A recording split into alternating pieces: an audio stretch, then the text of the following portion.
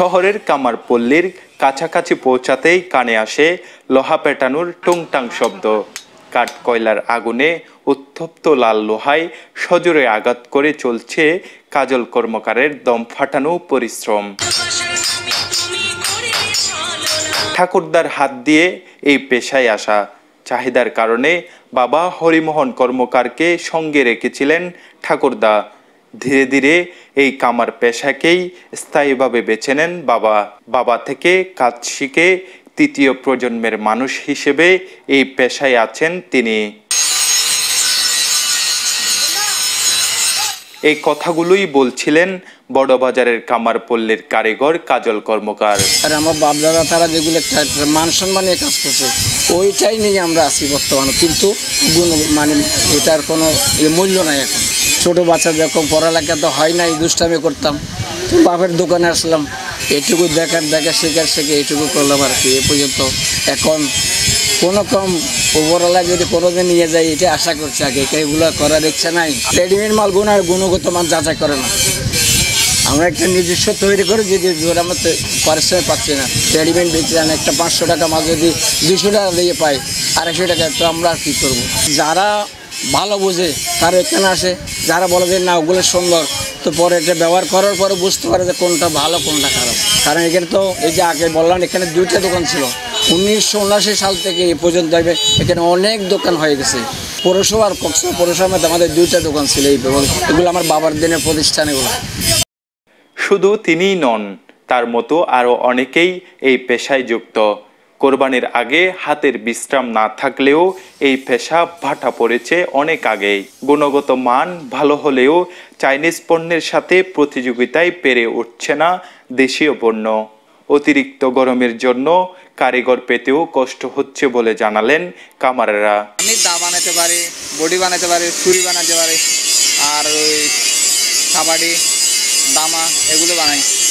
আমার মজুরিটা পোষায় না, এখন তো খোলার দাম বেশি, লোহার দাম বেশি, তারপরে এসবের দাম বেশি।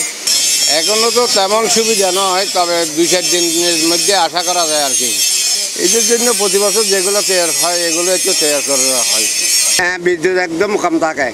বিদ্যুতের জন্য আমার রাতে 2টা, 2:30, 3টা চলে যায়, কিন্তু এক্সট্রা বলে একদিন করলে আর দিন আসতে চাই না।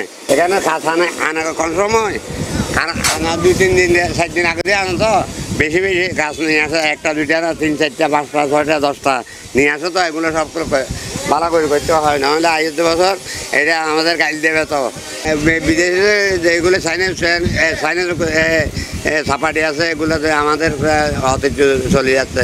কোরবানির পশু জবাইয়ের কাজে প্রয়োজন হয় শত শত লোহজাত ধারালো সামগ্রী। অন্য বছরের তুলনায় এবার ছুরি, চাকু, বটির দাম বেশি। প্রয়োজন, তাই দাম বেশি হলেও নিতে হচ্ছে বলে জানান ক্রেতারা। 2টা বটি আর একটা ওই হাড্ডি কাটে এরকম একটা দা, আর একটা পুরাটা সুপারি কাটার জন্য সারা বছর করা হয় না, এই ইতগুলোকে করতেছি আর কি।